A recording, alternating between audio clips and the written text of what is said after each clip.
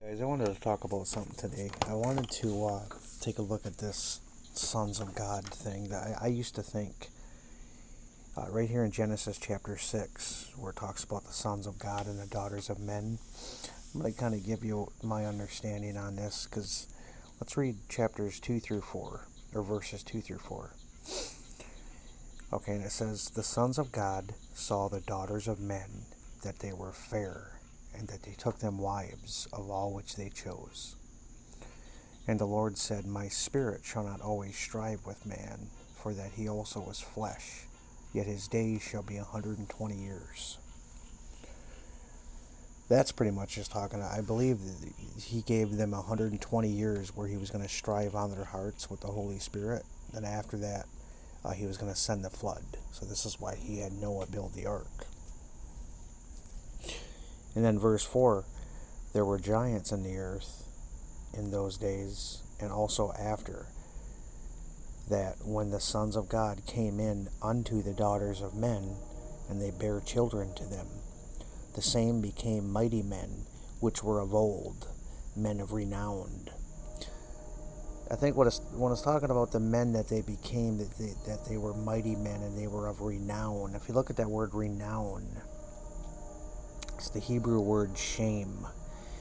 It just means to make a name or a reputation of yourself. So this is obviously these sons and daughters of men. These people were out to make a name for themselves in the world. You know, they were obviously very selfish people serving themselves and did not want to thank or serve God. That's what I'm getting out of this. But you see it. You see where it talks about the sons of God and the daughters of men. I used to tell people that this was the fallen angels, that they came down from heaven and they had sexual relations with the women, with the human women. But it just doesn't make sense. It really doesn't.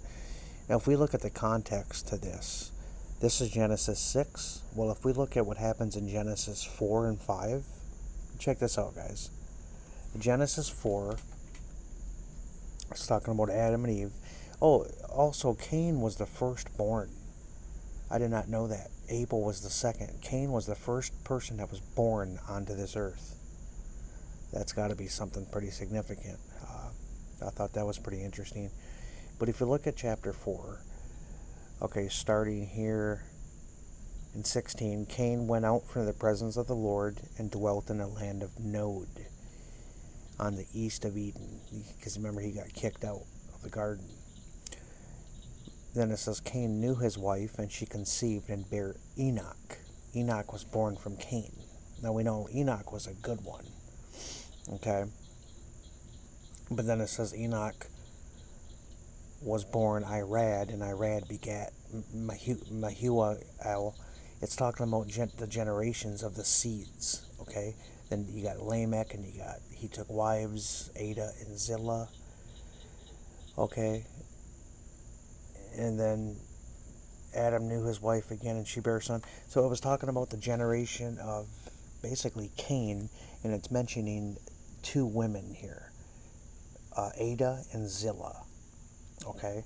Now, if we look at the word in verse 19, the word Ada was the first woman mentioned. I believe it means ornament. I'm guessing she was the first one to wear ornament on herself to try to make herself look pretty and beautiful. Obviously, to adorn herself, to look sexy to men and to seduce them and things like that. And then if we look at the word Zillah, right here, Zillah means shade. I believe she was the first one to wear paint and shade on her eyes, like what we would call paint her eyelashes and put mascara on and to try to seduce men. This is what I'm getting out. So the first two women, the daughters of men that are mentioned here, are obviously probably pretty evil people. Okay. Now if we go to Genesis chapter 5, this is the generations of Adam. Okay, and then it talks about Adam giving birth to Seth right here in verse 4. Okay, and then Seth lived. And then in verse 7, it says that he begat Enos. Okay. And then Enos lived, and he begat sons and daughters. And then he had Canaan, and then Canaan had Mahalalel, and then Canaan. So you see that these are people that are being born in the 2 chapters that are leading up to Genesis 6. It's 2 lines of people. You got the line of the posterity of Cain and the posterity of Seth is basically what you got here. And the sons of God are the ones that they want to serve God. Because we know anybody that's a son of God, it can be an angel or a man. Okay? Well, Christ himself is a son of God. It's just people that want to serve God and that want to deny themselves, deny their flesh while we're here on the earth. And the daughters of men, these are the ones that want to follow man. They don't want nothing to do with God, pretty much. So you have 2 groups of people, 2 seeds, okay? And then when you come to Genesis 6, it says that the sons of God saw the daughters of men, that they were fair, and that they took them wives of all which they chose. And I used to think, like, why would they think that the daughters of men were fair? Weren't the daughters of God pretty too? I mean, obviously there must have been beautiful women on both sides. But I think it comes back to looking at Ada and Zillah that I just talked about. If Ada was indeed and Zillah were the first ones to put ornaments and gold and earrings and piercings, and they used to put makeup on, if they were doing those things, then they obviously looked different than the daughters of God. They had all these external things going on, and they seduced the sons of God, the holy ones that wanted to serve God. Through these temptations, they all fell. And I think that's what's happening here. It has nothing to do. The fallen angels were not having sex with the women. I don't see that at all. I mean, does that make sense to you guys? I mean, it's really cool to think about, because I never looked at it like that before. And then if you come down here in verse 4, it says there were giants in the earth. Well, if you look at the word giants, it's the word Nephil. It's where they get the word Nephilim, where they think it's a hybrid of human and angel.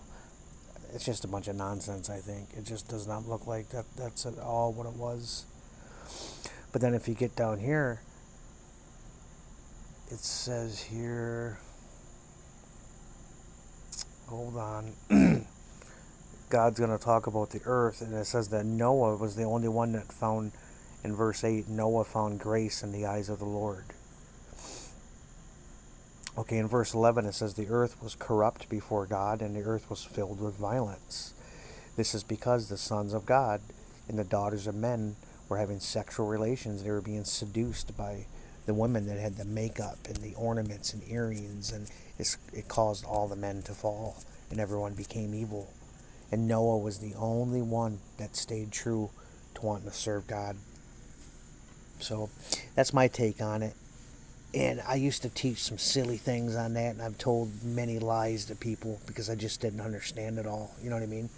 But if we look at the immediate context, it's that makes the most sense out of everything that I've saw about this sons of God and daughters of men thing. So I'd like to know what you guys have to say. If there's anything you guys like to bring to my attention, definitely leave a comment on this, and we can talk about it. So.